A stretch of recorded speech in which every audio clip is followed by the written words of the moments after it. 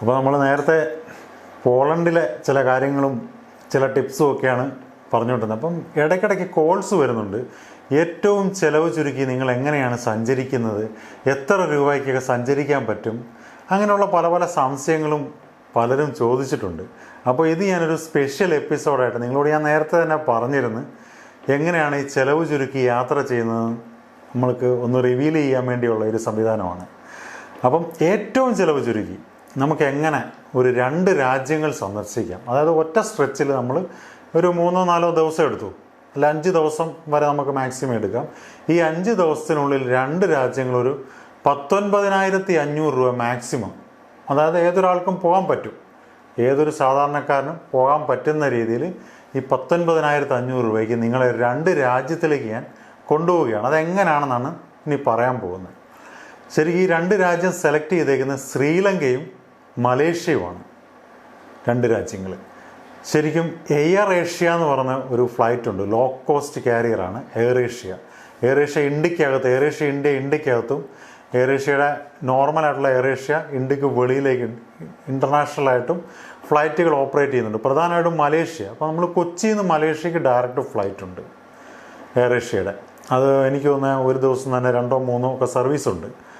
അപ്പോൾ ഇതിന് നോർമലായിട്ട് നമുക്ക് വരുന്ന ഒരു റേറ്റ് എന്ന് പറഞ്ഞാൽ ഒരു 4,500, 5,000, ചില സമയത്തൊക്കെ ഒരു 3,500 ആ റേഞ്ച് വരെ വരുന്നുണ്ട്. അപ്പോൾ നമ്മൾ നോർമലായിട്ടൊരു റേറ്റ് എടുത്തു കഴിഞ്ഞാൽ ഒരു 5,000 വരെ മലേഷ്യക്കും തിരിച്ചൊരു 5,000 വരെ വരും ഇങ്ങോട്ടേക്ക് നമുക്ക്.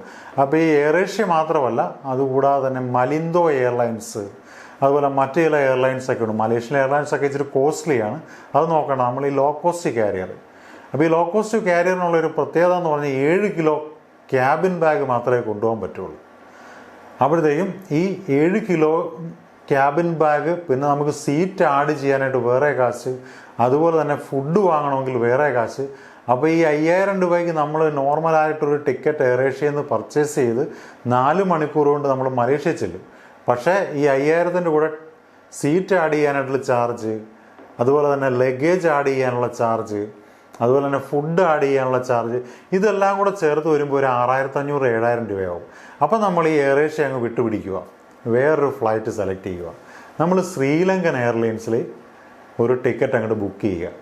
എങ്ങനെയാണെന്ന് വെച്ചാൽ ശ്രീലങ്കൻ എയർലൈൻസിൽ ഒരു പ്രത്യേകതയുണ്ട്. ശ്രീലങ്ക എന്ന് പറഞ്ഞാൽ സാർക്ക് എന്ന് പറയുന്ന ഒരു അസോസിയേഷൻ്റെ അകത്ത് വരുന്നതാണ്, ഇന്ത്യയും അതിനകത്ത് വരുന്നതാണ്. South Asian association of regional corporation എന്നാണ് അതിൻ്റെ പേര്. അപ്പോൾ ഈ സാർക്ക് കൺട്രീസിൽ ഉള്ള രാജ്യങ്ങൾക്ക്, അത് ഇന്ത്യക്ക് അതുപോലെ തന്നെ മറ്റുള്ള സാർക്ക് കൺട്രീസിനും ശ്രീലങ്ക വഴി 3rd കൺട്രിയിലേക്ക് പോകുമ്പോഴത്തേക്കും, ശ്രീലങ്ക വഴി നമുക്ക് 3rd കൺട്രി എന്ന് പറയുമ്പോഴത്തേക്കും ദുബായ്, ശ്രീലങ്ക ടച്ച് ചെയ്ത് ദുബായിക്ക് പോകാം, ശ്രീലങ്ക ടച്ച് ചെയ്ത് ദോഹ, ശ്രീലങ്ക ടച്ച് ചെയ്ത് മലേഷ്യ, ശ്രീലങ്ക ടച്ച് ചെയ്ത് തായ്ലൻഡ്, ഇങ്ങനെയൊക്കെ പോകാം. അപ്പം ഇങ്ങനെയുള്ള പോക്കുകളിലാണ് നമുക്ക് ഇത് ഉപയോഗപ്പെടുത്താൻ പറ്റുന്നത്. അതായത് 48 അവേഴ്സ് നമുക്ക് ഫ്രീ ആയിട്ട് ശ്രീലങ്കയിൽ സ്പെൻഡ് ചെയ്യാൻ പറ്റും. 2 ദിവസം നമുക്ക് ശ്രീലങ്കയിൽ ഈ 3rd കൺട്രിയിൽ പോകുന്ന വഴിക്ക് ഇടയ്ക്ക് ഹാൾട്ട് ഉണ്ടെങ്കിൽ നമുക്ക് തങ്ങാനുള്ള ഒരു പെർമിഷൻ തരുന്ന ഒരു വിസയുണ്ട്. നമ്മൾ നാട്ടിൽ നിന്ന് ഈ ഫോംസ് ഒക്കെ ഫില്ലപ്പ് ചെയ്ത് നമ്മൾ അങ്ങോട്ടേക്ക് അയക്കുമ്പോൾ നമുക്ക് അതിൻ്റെ ഒരു പ്രിൻ്റ് ഔട്ട് എടുക്കാൻ പറ്റും. ആ പ്രിൻ്റ് ഔട്ട് വെച്ചുകൊണ്ട് ചെല്ലണമെന്നാണ് അവർ പറയുന്നത്. പക്ഷേ ഈ പ്രിൻ്റ് ഔട്ട് ഒന്നും ഇല്ലാതെയും നമുക്ക് അവിടെ ചെന്ന് കഴിഞ്ഞാൽ അവിടെ കൗണ്ടറിൽ ഒരു ചെറിയ ഒരു ഫോമുണ്ട്. ആ ഫോമിൻ്റെ അത് പാസ്പോർട്ട് നമ്പർ, പേര്, ഏത് ഹോട്ടലിലാണ് താമസിക്കുന്നത്, ഏത് ഹോട്ടലിലാണ് താമസിക്കുന്നത് പറഞ്ഞാൽ വായി തോന്നി ഏതെങ്കിലും ശ്രീലങ്കയിലുള്ള ഒരു ഹോട്ടലിൻ്റെ, ഇല്ല മാരിയോട്ടെന്നോ അതുപോലെ തന്നെ എല്ലായിടത്തും ഉള്ള ചില ഏതെങ്കിലും ഹോട്ടലുകളുടെ പേര് പറഞ്ഞാൽ മതി. താജൊക്കെ ശ്രീലങ്കയിലുണ്ട്.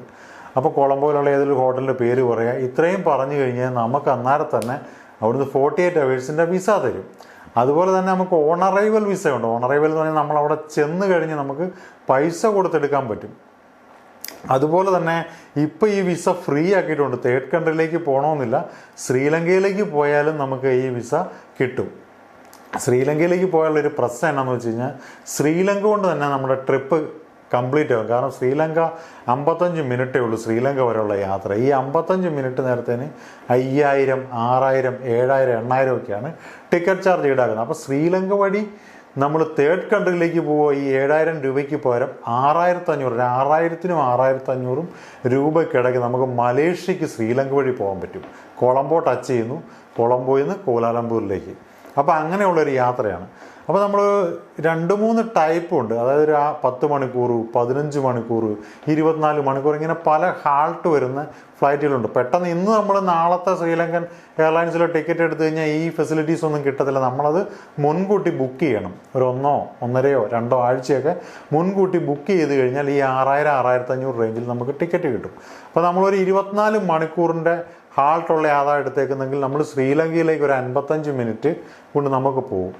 ശ്രീലങ്കൻ എയർലൈൻസിൻ്റെ ഒരു പ്രത്യേകത എന്ന് പറഞ്ഞാൽ അതിൻ്റെ അത് ഫുഡും ഉണ്ട്, ലഗേജ് 7 kg നമുക്ക് ക്യാബിൻ ബാഗ്, അത് കൂടാതെ തന്നെ ഒരു 30 kg നമുക്ക് ലഗേജായിട്ടും കൊണ്ടുപോകാം. അതുപോലെ തന്നെ അൺലിമിറ്റഡ് ആയിട്ട് ഡ്രിങ്ക്സും കിട്ടും, നല്ല അടിപൊളി ഫുഡും. അപ്പം ഞാൻ ശ്രീലങ്കയ്ക്ക് പ്രാവശ്യം പോയത് ഈ ഒരു പാത്തിലാണ്.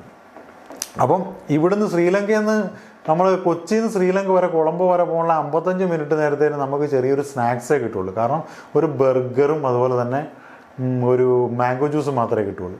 അപ്പോൾ ഇത് കാരണം എന്ന് വെച്ച് കഴിഞ്ഞാൽ ഇവർക്ക് ഇത് സെർവ് ചെയ്യാനും അതിൻ്റെ വേസ്റ്റ് എടുക്കാനുള്ള സമയമില്ല. 55 മിനിറ്റേ ആകുള്ളൂ. പൊങ്ങിക്കഴിഞ്ഞാൽ ഉടനെ തന്നെ കൊളംബോ ആയി. ഈ കൊളംബോയിൽ ചെന്നിട്ട് നമുക്ക് 24 മണിക്കൂർ, 10 മുതൽ 24 മണിക്കൂർ വരെയൊക്കെ നമുക്ക് എടുക്കാൻ പറ്റും. ഇത് എടുത്തു കഴിഞ്ഞാൽ നമുക്ക് കൊളംബോയിലേക്ക് സിറ്റി ടൂറുണ്ട്.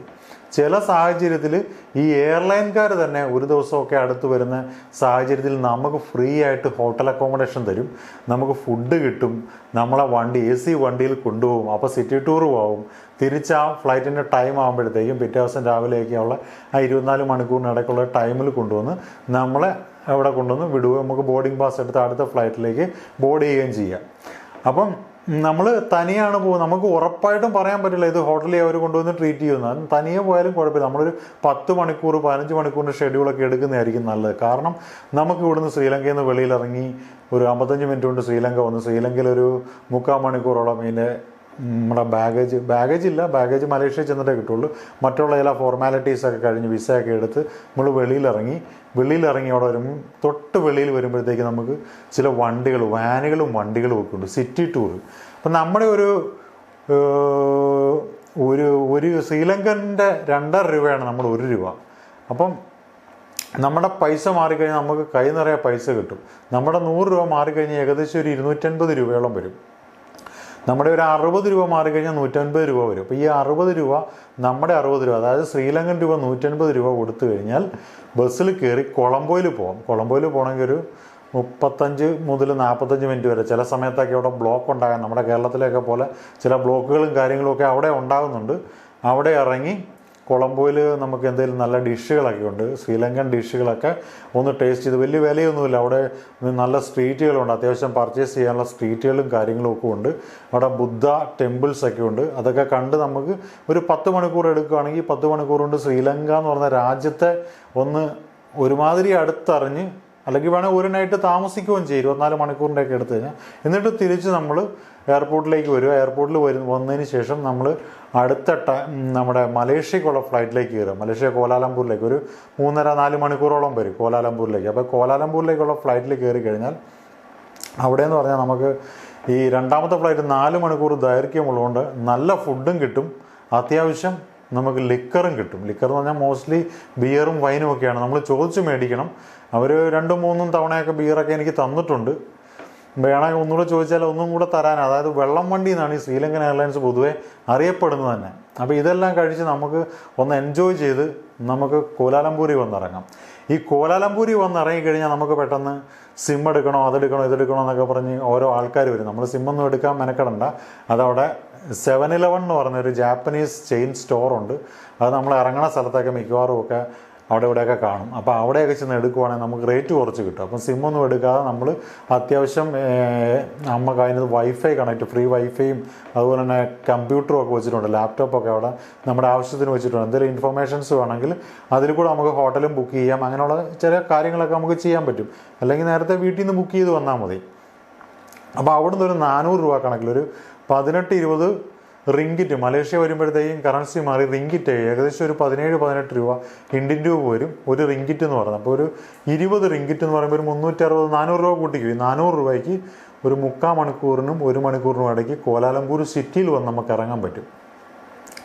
അപ്പം 400 രൂപ കൊടുത്ത് നമ്മൾ കോലാലംപൂർ സിറ്റിയിൽ വന്നു. സിറ്റിയിൽ വന്നതിന് ശേഷം അവിടെ നമുക്കൊരു 2-3 ദിവസങ്ങളിൽ സ്റ്റേ ചെയ്യാം. സ്റ്റേ ചെയ്യുക എന്ന് പറഞ്ഞാൽ അവിടെ പ്രധാനമായിട്ടും കണ്ടിരിക്കേണ്ട ചില സ്ഥലങ്ങളുണ്ട്. ബുക്കിറ്റ് ബിൻഡാങ് എന്ന് പറയുന്ന സ്ഥലമുണ്ട്. അവിടെ ഒരു അടിപൊളി ഏരിയയാണ്. കാരണം അതുപോലെ ബാറുകൾക്ക്, അതുപോലെ തന്നെ മസാജ് പാർലറുകൾ, അൺലിമിറ്റഡ് ആയിട്ടുള്ള ഫുഡ് കോർട്ടുകൾ, ഒരു 10-25 കൺട്രീസിൻ്റെ ഫുഡ് കോർട്ടുകൾ, 10,000 അല്ലെങ്കിൽ ലക്ഷങ്ങൾ ഇങ്ങനെ ഒഴുകുവാണ് കോലാലംപൂർ തെരുവുകളിലൂടെ. നമുക്ക് അങ്ങനെയുള്ള ചില കാഴ്ചകൾ ഒരു 2 ദിവസമൊക്കെ ഈ കാഴ്ച കണ്ട് നമുക്ക് നടക്കാം. അതുപോലെ തന്നെ അവിടെ കോലാലംപൂർ മോസ്ക്, വളരെ ഫേമസ് ആയിട്ടുള്ള മോസ്കുകളുണ്ട്. അതുപോലെ തന്നെ വളരെ പണ്ട് തന്നെ ലോകത്തിൻ്റെ നെറുകയിൽ നിന്നിരുന്ന പെട്രോണാസ് ടവർ എന്ന് പറഞ്ഞ ഒരു ടവറുണ്ട്. അവിടുത്തെ ഒരു വലിയ പെട്രോളിയം കമ്പനി, നമ്മുടെ മുകേഷ് അംബാനി, റിലയൻസ് ഗ്രൂപ്പ് പോലുള്ള അവിടുത്തെ ഒരു ഗ്രൂപ്പുകാരുടെ കൈമുതലായിട്ടുള്ള ഒരു സംഭവമാണ്, മോനുമെൻ്റാണ്. അതുപോലെ തന്നെ കോലാലംപൂർ ടവർ എന്ന് പറഞ്ഞ വേറൊരു ടവറുണ്ട്. അതിൻ്റെ മേളിൽ കയറി നിങ്ങൾക്ക് കാപ്പ് കുടിക്കുകയോ അങ്ങനെയുള്ള കാര്യങ്ങളൊക്കെ ചെയ്യുകയും ചെയ്യാം. അങ്ങനെ വളരെ സിറ്റി ടൂറുണ്ട്. പക്ഷേ നിങ്ങൾ ചില കാര്യങ്ങൾ 5 പൈസ മുടക്കേണ്ട കാര്യമില്ല. നമുക്ക് സിറ്റി ടൂർ വണ്ടിയിൽ കൊണ്ടുപോകണ്ട, അത് അത്യാവശ്യം കാശാവുന്നുണ്ട്. പക്ഷേ ഈ അവിടെ ഒരു പിങ്ക് കളറിൽ, പിങ്കും ഒരു ക്രീമും കളറിലുള്ള വണ്ടിയുണ്ട്. ആ വണ്ടിയിൽ കയറി കഴിഞ്ഞാൽ നമുക്ക് എൻറ്റയർലി ഫ്രീ ആയിട്ട് സിറ്റിക്കകത്ത് എത്ര തവണ വേണമെങ്കിലും സഞ്ചരിക്കാം. അത് AC-യുമാണ്. അതായത് നമുക്ക് ഒറ്റയടിക്ക് നമ്മൾ ഉദ്ദേശിച്ച ഡെസ്റ്റിനേഷനിൽ ചെന്നെത്താൻ പറ്റില്ല. ഒരു ഉദാഹരണത്തിന് നമ്മൾ കോലാലംപൂർ സിറ്റി സെൻറ്ററിൽ നിന്ന് വേറെ സ്ഥലത്ത് ഇറങ്ങിയിട്ട് അവിടെ നിന്നായിരിക്കും ചിലപ്പോൾ ബുക്കിറ്റ് ബിൻഡാങ്ങിലേക്കുള്ള അടുത്ത വണ്ടി കിട്ടുന്ന, അവിടുന്ന് വേറെ പെട്രോണാസ് ടവറിലേക്ക് കിട്ടും. അങ്ങനെ ഈ നമ്പർ നോക്കി നമുക്ക് അങ്ങോട്ടും ഇങ്ങോട്ടും എല്ലാം കറങ്ങി നടക്കാനായിട്ട് പറ്റും.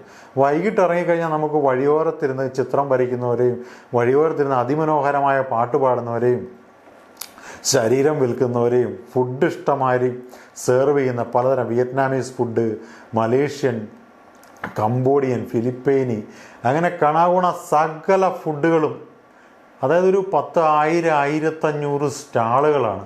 അതിൽ കൂടെ നമുക്ക് ഒരറ്റത്തു നിന്ന് മറ്റേ അറ്റം വരെ പോകാനായിട്ടൊരു 1.5 കിലോമീറ്ററാണ്. ജനസഹസ്രങ്ങൾ, ലക്ഷക്കണക്കിന് ആൾക്കാർ, ഭയങ്കര ഒരു ആംബിയൻസാണ്. നമുക്ക് ഫുൾ എനർജി. നമ്മൾ എത്ര ഡൗൺ എനർജി ആണല്ലോ അവിടെ ചെല്ലുമ്പോഴത്തേക്കും നമുക്ക് ഫുൾ എനർജി ആയിരിക്കും. ഇപ്പുറത്തെ സ്ട്രീറ്റിലേക്ക് വന്നു കഴിയുമ്പോഴത്തേക്കും ഉടനെ മസാജുകാർ, അത് ഓരോ രാജ്യക്കാരുടെയും മസാജുകാർ, അതിനകത്ത് ഇച്ചിരി കുൽസിത പ്രവർത്തനങ്ങളൊക്കെ നടക്കുന്നുണ്ട്. എന്നാലും പുറമേ നമുക്ക് കാണാൻ പറ്റില്ല. ഈ മസാജ് പല പല രാജ്യക്കാർ, ഫിലിപ്പൈനികളൊക്കെ ഇടിച്ചിടിച്ച് നിൽക്കുന്ന മസാജുകാരാണ്. അതിനപ്പുറത്തേക്ക് മാറിക്കഴിഞ്ഞാൽ നമുക്ക് ഈ ബാറുകൾക്ക്, അതുപോലെ തന്നെ പബ്ബ് സെറ്റപ്പുകളുണ്ട്. അത് നമുക്കൊന്നും അപ്രോച്ചബിൾ അല്ല. കാരണം വെച്ചാൽ ഒരു ബിയർ മേടിച്ച് കുടിക്കണമെങ്കിൽ തന്നെ അവിടെ ഒരു 10-250 രൂപയാകും. സാധാരണ നമ്മൾ കേരളത്തിൽ നിന്ന് പോകുന്ന ആൾക്കാരൊന്നും ഈ മസാജ് കുറച്ച് പേരൊക്കെ ഉപയോഗിക്കുന്നുണ്ട്. ബാർ തീരെ അങ്ങോട്ട് ഉപയോഗിക്കുന്നില്ല. നോർത്ത് ഇന്ത്യൻസും മറ്റുള്ള കൺട്രീസും ഒക്കെയാണ് ഈ ബാർ ഉപയോഗിക്കുന്നത്. അത് ഭയങ്കര റിച്ച് ആയിട്ടുള്ള ആൾക്കാർക്കേ പറഞ്ഞിട്ടുള്ളൂ.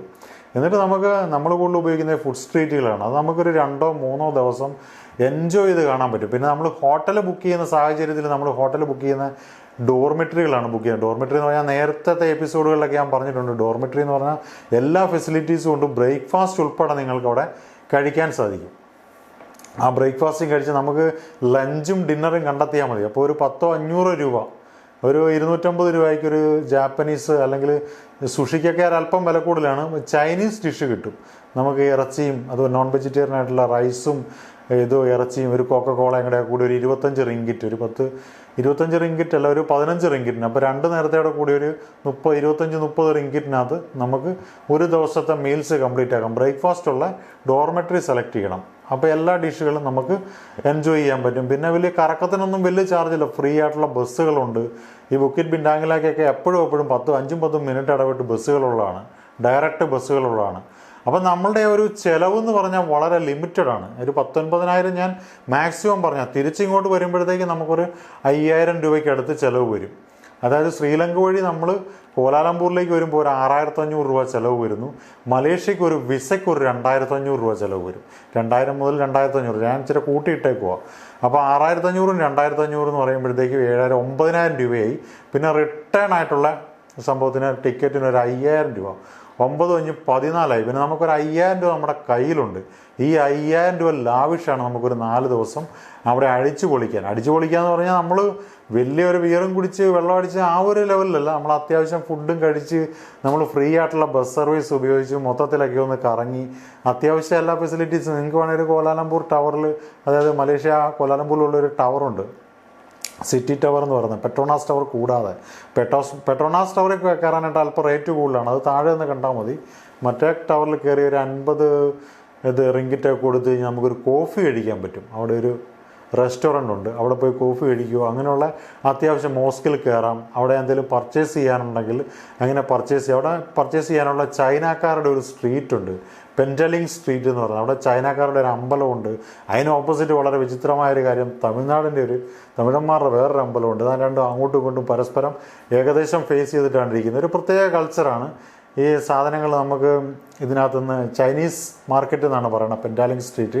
അവിടുന്ന് അത്യാവശ്യം ബെൽറ്റുകൾ, ലെതർ പ്രൊഡക്ട്സ്, മറ്റുള്ള വളരെ വളരെ വില കുറച്ച് നമുക്ക് സാധനങ്ങൾ കൊണ്ടുപോകാൻ പറ്റും. വൈകിട്ട് അവിടെ ഇറങ്ങി നടക്കുമ്പോൾ ഭയങ്കര ഒരു രസമാണ്. അപ്പോൾ നമ്മൾ ഇങ്ങനെയുള്ള കാഴ്ചകളെല്ലാം എൻജോയ് ചെയ്ത് നമുക്കൊരു 2 രാജ്യം, സാധാരണ ഒരാളുടെ ആഗ്രഹം ഒരു ഫ്ലൈറ്റിൽ കയറാൻ തന്നെ പറ്റാത്ത ഒരു സാഹചര്യം പലരും പറഞ്ഞു കേട്ടിട്ടുണ്ട്. അപ്പം സാധാരണക്കാരായ ആൾക്കാർക്ക് മാസമൊക്കെ ഒരു ചെറിയ എമൗണ്ടൊക്കെ പിടിച്ചു കഴിഞ്ഞാൽ നമുക്കൊരു 19,000 എന്ന് ഞാൻ കൂട്ടി പറഞ്ഞാൽ 19,000 അല്പം കുറഞ്ഞാലും നമുക്ക് ഈ യാത്ര വളരെ ആനന്ദകരമാക്കി തിരിച്ചു പോരുക, ഒരു 2 രാജ്യങ്ങളുടെ സീലുകൾ പാസ്പോർട്ടിൽ വീഴിക്കുകയും പിന്നീട് ട്രാവൽ ഹിസ്റ്ററി ഡെവലപ്പ് ചെയ്ത് യൂറോപ്പിലേക്കും അമേരിക്കയിലും മറ്റുള്ള സ്ഥലങ്ങളിലേക്കൊക്കെ പോകാനും നിങ്ങൾക്ക് സാധിക്കും. അപ്പം എൻ്റെ ഈ എപ്പിസോഡ് ഞാനിവിടെ വൈൻഡപ്പ് ചെയ്യുകയാണ്. ഈ എപ്പിസോഡ് നിങ്ങൾക്ക് യൂസ്ഫുള്ളായി, അതുപോലെ തന്നെ ഇൻട്രസ്റ്റഡ് ആണ് എന്ന് ഞാൻ കരുതുന്നു. അപ്പം ഈ സാധാരണക്കാരിലേക്ക് ഇത് എത്തിക്കത്തക്ക രീതിയിൽ നിങ്ങളിത് കൂടുതൽ ഷെയർ ചെയ്യുക, സബ്സ്ക്രൈബ് ചെയ്യുക, ഇത് മാക്സിമം പ്രൊമോട്ട് ചെയ്യുക, ലൈക്ക് ചെയ്യുക.